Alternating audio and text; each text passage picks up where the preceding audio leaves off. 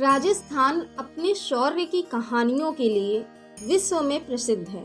यहाँ की शान शौकत, संस्कृति और पहनावा हमेशा से ही लोगों को आकर्षित करता रहा है। राजस्थान जितना अपनी रेत और भोजन के लिए जाना जाता है, उतना ही वो अपने खूबसूरत किलों के लिए भी मशहूर है।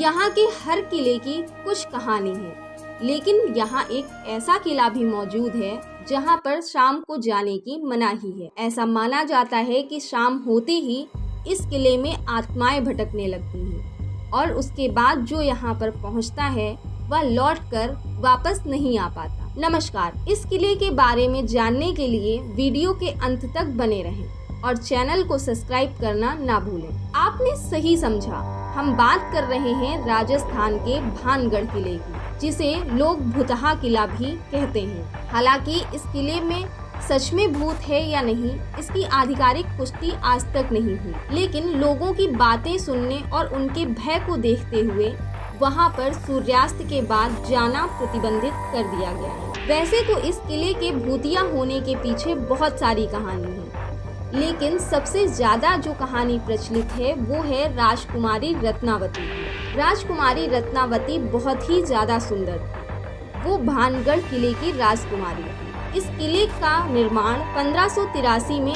आमेर के राजा भगवंत दास ने कराया था।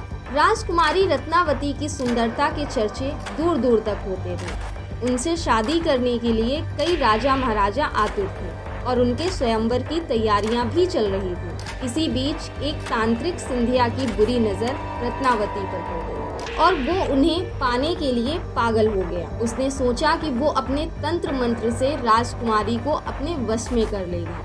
इसके बाद तांत्रिक ने राजकुमारी का पीछा करना शुरू कर दिया। एक दिन उसने काला जादू करके राजकुमारी को अपने वश में करना था।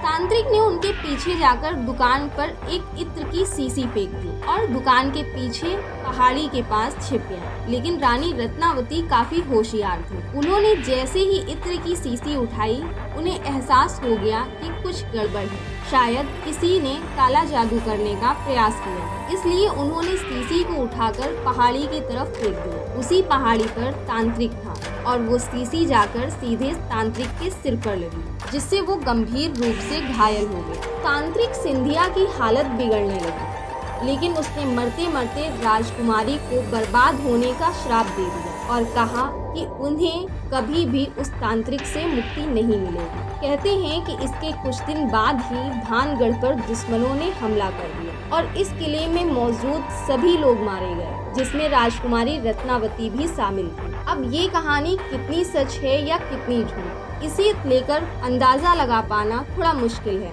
लेकिन यहाँ पर रहने वाले लोगों का कहना है कि किले के पास से औरतों के चीखने और रोने की आवाज़ सुनाई देती है। कुछ लोग ऐसा भी कहते हैं कि शाम के वक्त किले के पास जाने पर ऐसा महसूस होता है कि कोई उनका पीछा कर रहा है। वहीं कुछ लोगों ने महल के अंदर परछाइयों के भी देखने का दावा किया है। इसी वजह से भानगढ़ किले में शाम के वक्त जाने की मनाही है।